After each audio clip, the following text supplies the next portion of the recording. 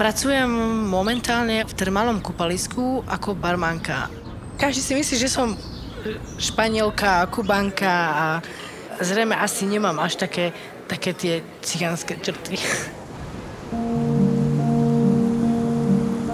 V detskom domove som ani nepremýšľala nad svojou budúcnosťou. Nájdem si prácu a budem mať rodinu. Bol to skôr taký strach. Über 16 Jahre ist es her, wo wir das erste Mal im Kinderheim waren.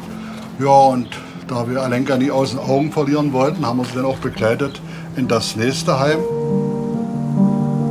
On vlastne prišiel do detského domova, začal tam chodievať častejšie, brával ma aj na výlety.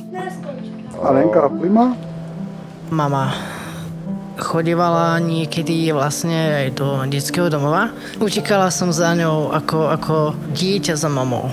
Ani nevieš, kedy som narodená. Ja prvého znam, ale... Kto je prvého? Neznam.